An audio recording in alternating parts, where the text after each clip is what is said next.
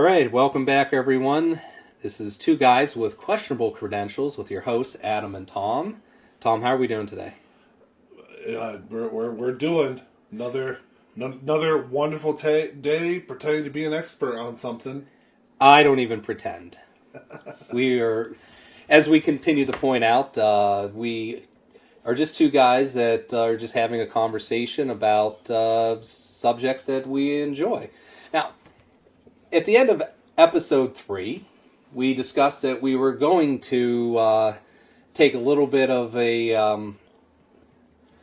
the road was going to change a little bit, and we were going to leave Star Wars for other sci-fi possibilities. However, if you listened to our last episode, we obviously did not do that.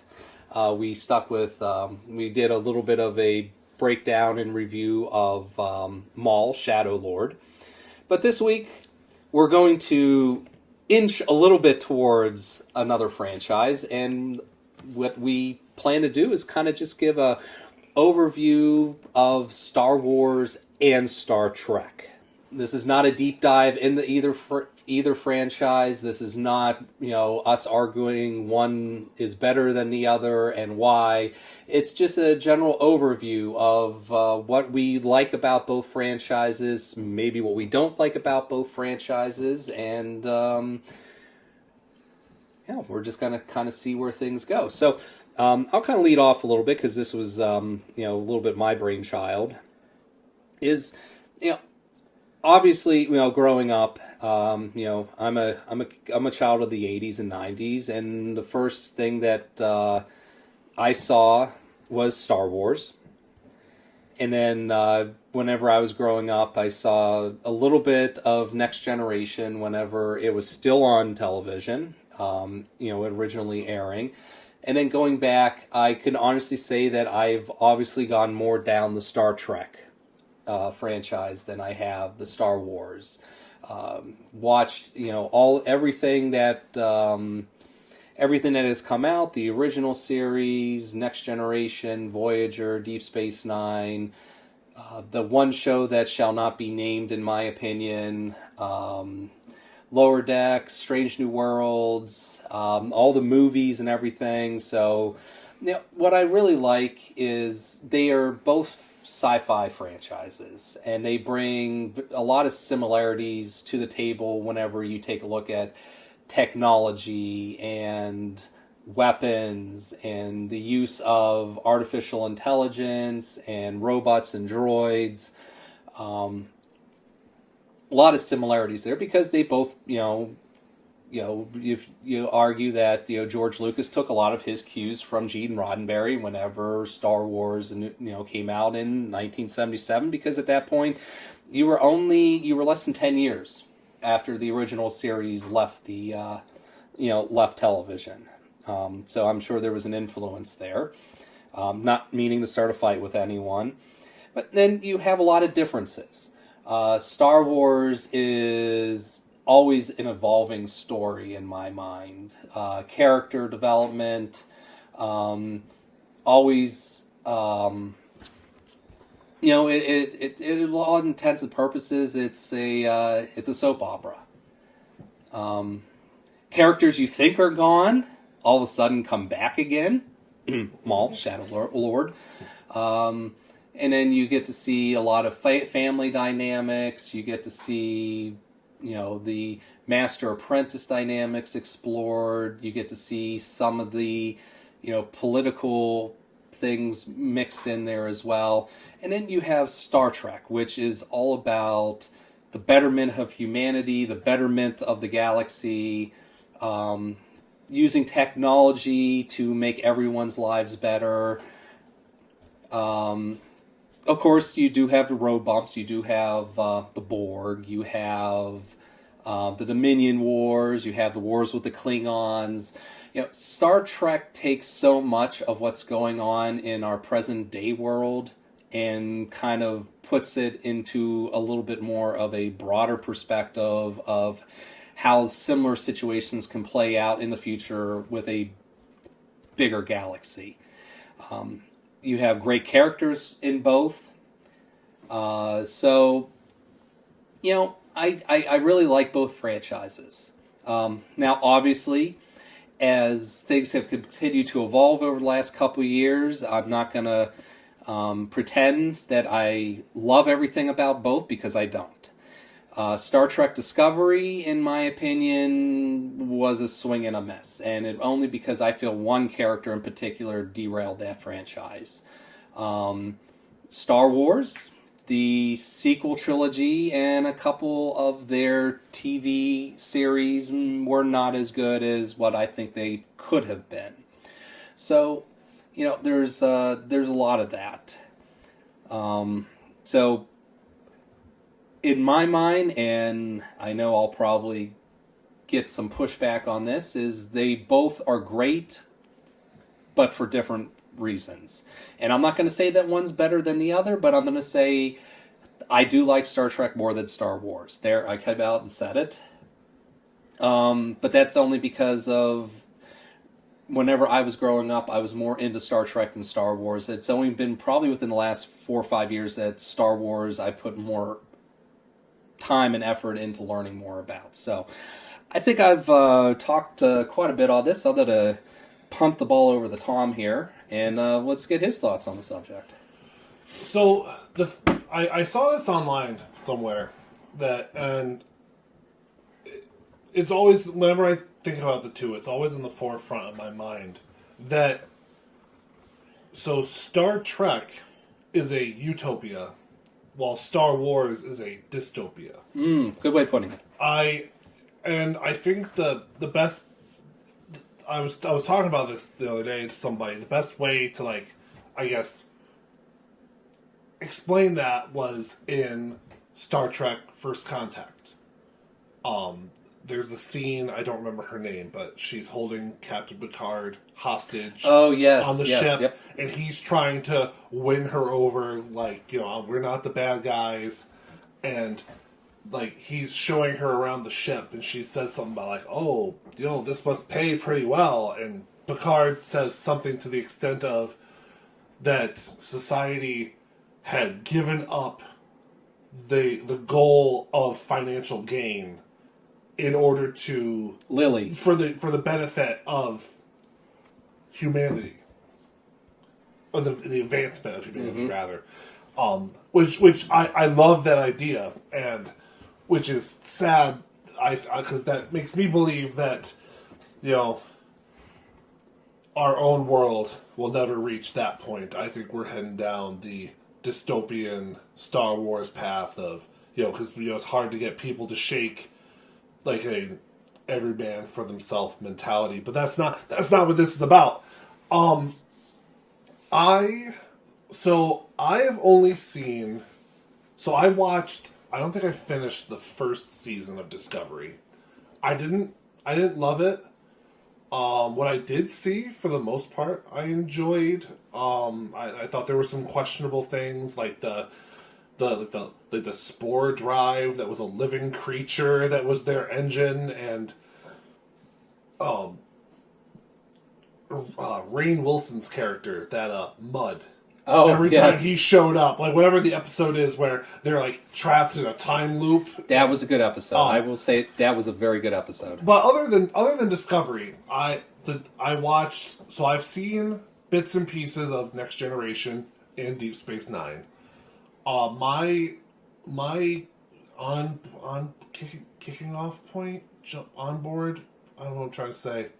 I'm going to edit it out so it doesn't matter. But what got me on board with Star Trek was the Next Generation movies. I remember watching those with my dad. First Contact is still one of my favorite movies. It's a very good movie. When I try to win somebody over to get them to give Star Trek a try, I usually either show them that movie or I show them Wrath of Khan.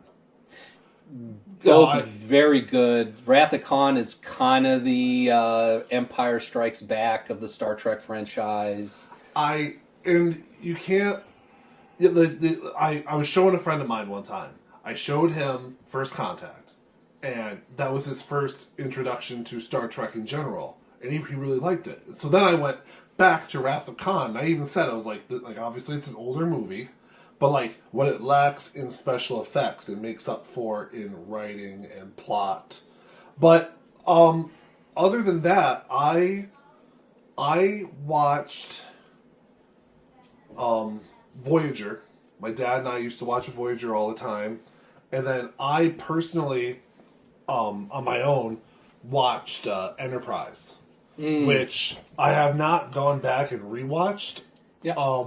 But I, for the most part, liked it, especially at the time, because, you know, the way the ships were designed and the technology was laid out, it was very similar to, like, the technology we had at the time. Mm-hmm. You know, I like, you know, the view screen was like a big computer monitor, and which is nothing. Yeah. It means nothing. But just for me, I don't know. It made it a little more accessible, I guess. And Enterprise, in my mind, was very underrated, and how it was canceled and concluded at the end was disappointing. And there's still talk of them revisiting how to properly close out Enterprise, other than computer and program.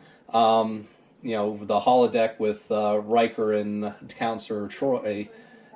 So, you know, I think, you know, I'm hoping at some point they do revisit that. Yeah, that would be cool. And also, I liked the J.J. Abrams movies. I really liked the first one. The second one, I also liked, but I don't blame anybody who does not. You know, the fact that in many ways it's just a carbon copy of Wrath of Khan. But like the third one, I you know, it was too bad, because it seemed like it was a step in the right direction, like its own story. It also tied back into Enterprise, but also it was kind of too little, too late. J.J. Abrams came on, and I feel, other than like the lens flares, for the most part, like I didn't feel like there was a lot of hate for it, but then Star Trek Into Darkness was kind of a misstep. Yeah, I think they tried to do too much with that movie. They tried to recreate the magic that was Wrath of Khan, and I don't think they try to make it too similar, with subtle differences. And I think that was a misstep. I think the plot and the premise of the movie was good, but they mismanaged it a little bit. And Tom, I agree with you 100%. Star Trek Beyond was very good. I think it was a very good movie. It felt like, just, if we're going back, it felt like a Next Generation episode. And when Next Generation was at its height during the later seasons. So, and it, the tie into Enterprise and everything was very good there. The characters were very good there. So, yeah, no, I think we have a very similar opinion of the J.J. Abrams, the Calvian timeline. Kelvin. Kelvin timeline. But yeah, it's interesting, because like I said before. I mean, there's good and bad for the franchises, and I think a lot of it just comes down to the writings. The writers, and how the movies and the series are presented to us. You're never going to make everyone happy. You got your original series fans that hated Next Generation, and then you have your Next Generation fans that hated everything that they did with the movies after that. Picard. We need to mention, I feel we have to mention Picard, because it was the first season. Okay, I watched it because it was with Captain Picard, and you did see the guest stars of some of the Next Generation cast and the tie-in to Next Generation. Season 2, I didn't like as much, but I think it did a lot to kind of tie in and take a different view of Jean-Luc Picard's character and his history, and it kind of put him a little bit more at peace. Because you know, during the original series, you don't look at Captain Picard as a tormented character. You look at him as the captain. You know, in control. Yes, he has flaws, but you know, he's very much the captain. And then season 1, you start to see the flaws in Picard. I mean, not the flaws, but you see him more, you know, more human. Season 2, you do that a little bit more. Season 3 was what everybody wanted Picard to be. And, you know, you got the cast of Next Generation back together, and then you put them back on the Enterprise D. Yeah. You know, and then just, you know, you had Captain Shaw, you had Seven of Nine, just so many great characters, so much humor and sarcasm, and, you know, the writing for Picard Season 3 was just tremendous. And it's a shame that they have not gone further with that. You know, they were trying to do more with Discovery. Strange New Worlds, I really like. I haven't finished. I haven't finished season 3 yet. Season 4 is soon to be coming out. I might get some hate for this, but you know, I enjoyed Lower Decks. It was a very different approach to Star Trek. I think they were trying to engage more younger adults with that series. It had a very much of a Family Guy feel to it, with the animation and the storytelling and everything. You know, it took me probably about 4 or 5 episodes to warm up to it, but I tell you, once I warmed up to it, I binge watched the entire thing to the end. So I think, you know, in a lot of ways, Star Wars and Star Trek both are trying to find the balance between keeping all their historical fans on board without alienating them, but then trying to draw in new fans. And to a certain extent, I think they're losing that a little bit. They haven't drawn in more of the newer, younger generation than what they're hoping. They keep trying. And as two people sitting here who have an established view of what the franchises should be, you know, I'm not gonna sit here and badmouth either franchise, but you know, there have been some missteps. I think that, you know, they can do better, and I'm hoping that they will do better moving forward. Right now, we have nothing in development for Star Trek. It's taking a little bit of a break. Just recently, the Paramount CEO came out and said, we're doing a reevaluation. There are discussions happening behind the scenes. Rod Roddenberry is very much involved. So whether it's going to be another reboot for movies, it's going to be another series at some point, but we're going to see a little bit of another Star Trek hiatus for probably the next year or two before any new content comes out. And we're kind of seeing a little bit of that with Star Wars right now. There was a lot that came out in a very short period of time the last 3 to 4 years. And now everything is kind of wrapping up. There's the Grogu Mandalorian movie's the only movie, as far as I'm aware, is, you know, it's completed, it's coming out, but there's nothing else in development. There's no other shows really, and I mean, there's some shows in development, but there's nothing active right now. So, you know, yeah, I know there is talk that they greenlit a project for a new Jedi Order movie. You know, continuing where they left off with Episode 9. Unfortunately, I mean, I like that. I would love, you know, what, you know, I would love more about like how something like that would get started, like establishing the Jedi. I don't think that will ever actually see the light of day. No, probably not. On the Star Trek side, for years there was a rumor that they were going to do another Kelvin timeline. They were going to do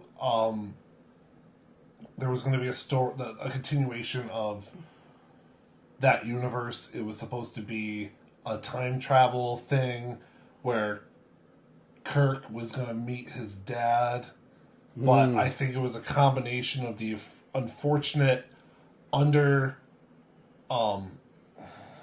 not undervalued, underperformance of Star Trek Beyond, which led to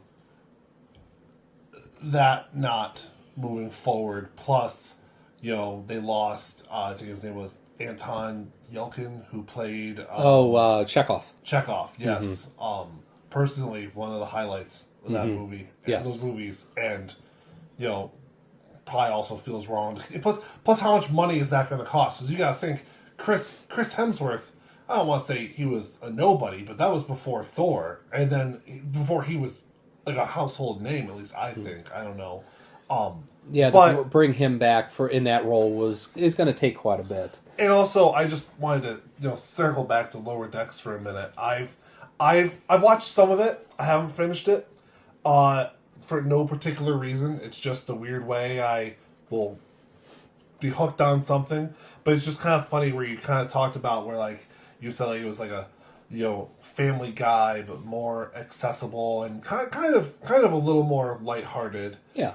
But I just thought it'd be worth pointing out that one of the main characters is Brad Boimler. Boimler, yes. Boimler is played by Jack Quaid, who plays Huey in The Boys, which is very much not a family-friendly, just kind of two very one actor in two very polarizing universes. But I don't know. What, you got any further thoughts? Well, anything else you want to talk about? No, where I personally feel both franchises should go at this point, and I'll start with Star Trek, is I really think that, with Star Trek, there's a lot that you can do, but I really think that they need to go down the Star Trek Legacy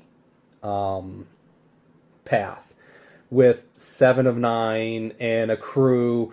Let's kind of do a Next Generation type series with that cast, where they're taking the Enterprise G out, and they can have a very much, let's go back, the original series, Next Generation, Deep Space Nine, Voyager, that all had a good solid 8-season run with that kind of a cast and that kind of story writing.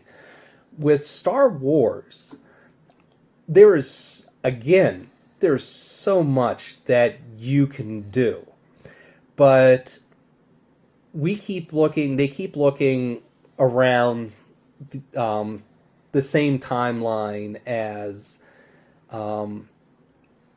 everything happens between Phantom Menace and Episode 9. That's kind of where we're stuck right now. Acolyte, though I did not like the series and I did not like the writing for it, that was the step that I think they needed to take as a franchise to explore the Jedi at their height and what the Jedi were doing for the galaxy. I think there's so much more that they can do for the High Republic. The beginning and the end of the Republic before Phantom Menace, probably within 100-200 year timeline. I think it was just a misstep in that series that, again, they were heading in the right direction. It's just the writing was kind of a turnoff, and that's just my opinion on it. So that's how I feel they should go. I think in my opinion, I think both franchises need to take to more of a look at it as less is more. I think, and this is probably a little more prevalent with Star Wars, like you were saying, how like there's kind of become like an oversaturation. Like, think about the gap between, obviously there's more behind the scenes, but the gap from the sequel trilogy to the prequel trilogy. Then in between the prequels and the sequels, they had the Clone Wars, but there was not a lot of media out there. and then they did the sequels, and then on top of the sequels, they had a whole list of solo movies. They did Rogue One, obviously. They did Solo.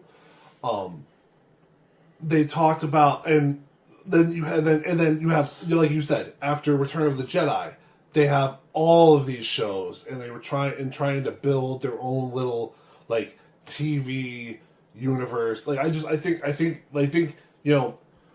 look at quality over quantity. I think is what both should do right now.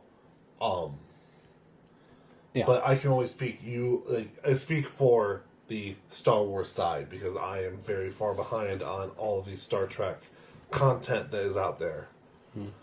Yeah, I think Star Trek, they need to get back. They need to do a good, solid movie and then build off of that movie. With Star Wars, I think personally, until they can come together and actually, and obviously, the Mandalorian Grogu movie yet to be seen. They need to take a step back and figure out exactly what they want to do and actually have a project go the whole way to conclusion in order to see what's going on there. And in the meantime, the Tales of the Empire, Tales of the Jedi, Tales of the Underworld, I really like that small Star Wars Visions. I really like that content. It's small doses, and it covers so much. Because you have different ideas and different writers and stuff coming into it, different animation studios. That, I think, is really kept Star Wars really relevant. Much more than I think maybe the movies and even some of the series of the last few years. So, all right, I think we're getting close to our ending on this one. So, Tom, you want to take us out? All right. So, if you're watching this on YouTube, all right, let's see. Call to action. What's your favorite Star Trek series? What is your personal opinion on the major differences between the two franchises? Be sure to like and subscribe. We are on Apple, Spotify, Amazon. We are on Facebook, all of which are Two Guys, Questionable Credentials. We have an email address if you want to reach out to us. We are Two Guys No Cred at gmail.com. And I guess, all right, goodbye. All right, that's the show. Thanks for hanging out with us for another episode of Two Guys, Questionable Credentials. If you laughed, learned something, or are now somehow more confused than when you started, then we've done our job. Be sure to subscribe, leave a review, and tell a friend or an enemy. We're not picky. And remember, everything discussed here is just conversation, speculation, and two people confidently wandering through topics they may or may not fully understand. Please take none of this as legal, medical, or emotional advice. We'll see you next time.